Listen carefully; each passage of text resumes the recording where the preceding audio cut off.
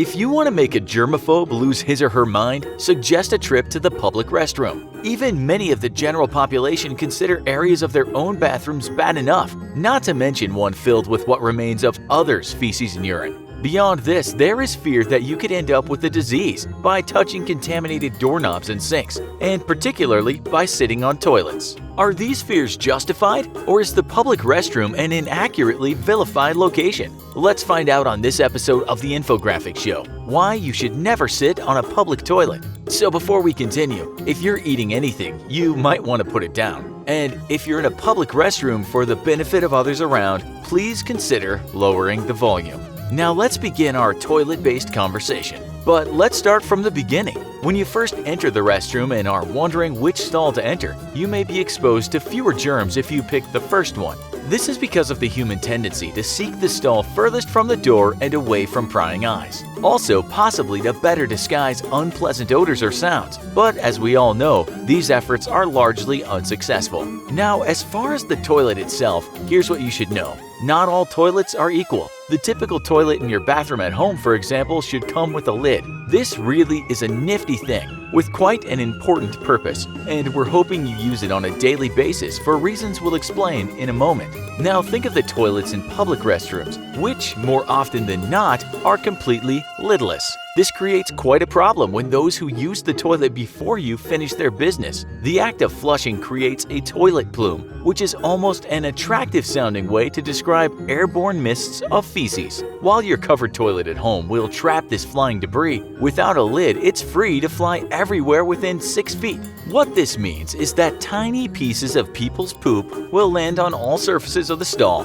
from the toilet to the floors and even the walls. On the seat itself, this results in a few hundred bacteria per square centimeter. There are between 500 to a couple thousand for each square centimeter of the remaining stall. The smaller number is if it's cleaned regularly, and the larger if only very occasionally, which unless a schedule is posted somewhere inside, you'll never really know. While this sounds incredibly gross, and we agree it is, we must put this into a bit of perspective. Skin may have as many as hundreds of thousands of microscopic germs per square centimeter, so in comparison the toilet's numbers are not large at all.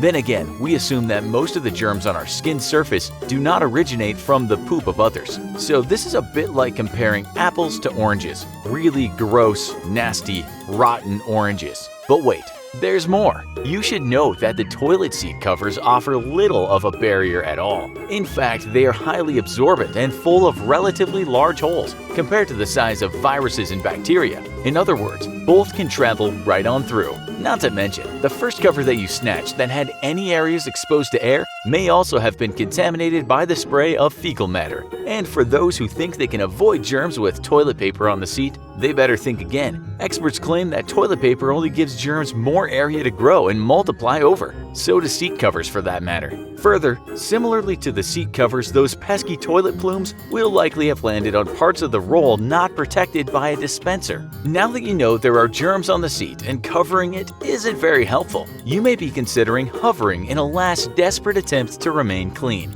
Yes, some people can pull it off while they ride out a bowel movement in a full squat, though others will have to work first on building their endurance. Well, while squatting, and in fact it can also happen while sitting down, you may go number 2 and find the water come back up and splash you. This could put you at risk because germs will be present and hit you in your private exposed regions. It could potentially result in some type of infection. Experts do suggest that the risk is very small, but there's certainly one nonetheless, and it's higher than skin exposure in further away areas that are in contact with the toilet seat. So now you may decide that there's just no winning and to sit on that darn seat and be done with it. In this case, you're probably wondering, beyond fecal matter, what your risk of any type of infection is. Well, picking up things like herpes simplex virus, human papillomavirus, gonorrhea, and chlamydia are ruled by doctors as unlikely. However, while some say you're not completely safe, others claim the chances, while small, are still there. While organisms cannot survive for more than seconds to minutes, in crowded conditions or when you sprint in after a particularly beanie burrito, it is possible you may sit somewhere where the disease lingers. And if someone is not neat and fails to wipe the seat, you may even sit in their urine. This could pose further problems. Things like trichomonas that live in the urinary tract could potentially survive in droplets of pee. However, in all those instances, it takes more than just microorganism coming into contact with the skin of your thighs and bottom. You'll need to have some kind of injury, such as a cut, break, or abrasion, or disease will have to somehow reach the cervix or urethra for it to gain entry to your body. Although there's always a super tiny chance that something like chlamydia in some urine could be transferred via contact with your hands into the cornea of your eye,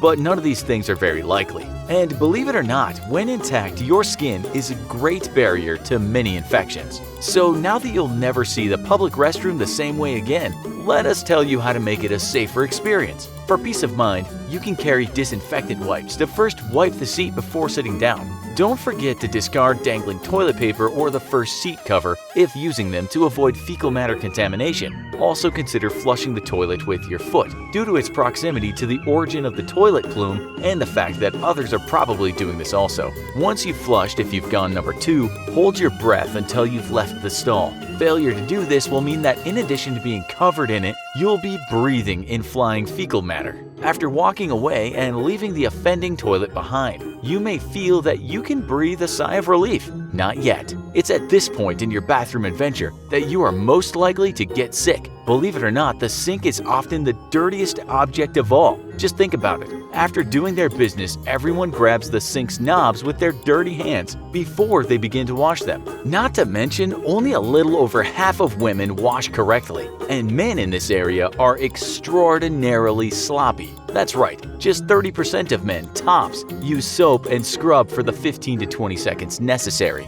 This is why handshakes can sometimes be dangerous things, but that's another topic entirely. After you wash your hands and they're all nice and clean, do not touch anything. Instead, grab a paper towel or something else to protect your hand while turning the water off. Hand dryers could end up blowing remaining contaminants from your hands into your face or recycle filthy air. So friends, if you must use a hand dryer, you should follow it up with some sanitizer. And by all means, grab another towel before opening the door to exit and be on your way. Doors can also be downright filthy. In the bathrooms of men, they are mostly coated with fecal bacteria. In women's, they've been found to have thriving colonies of yeast. And we'll leave you with that comforting image in your head as we wrap up this discussion of why you should use caution with public toilet seats. So tell us, if you need to go and you're far from home, what do you think you'll do? Will you brave the public restroom or try to find somewhere nearby in the great outdoors to do your thing? Let us know in the comments. Also, be sure to check out our other video called Why You Should Stop Using Air Hand Dryers Right Now. Thanks for watching, and as always, don't forget to like, share, and subscribe. We'll see you next time.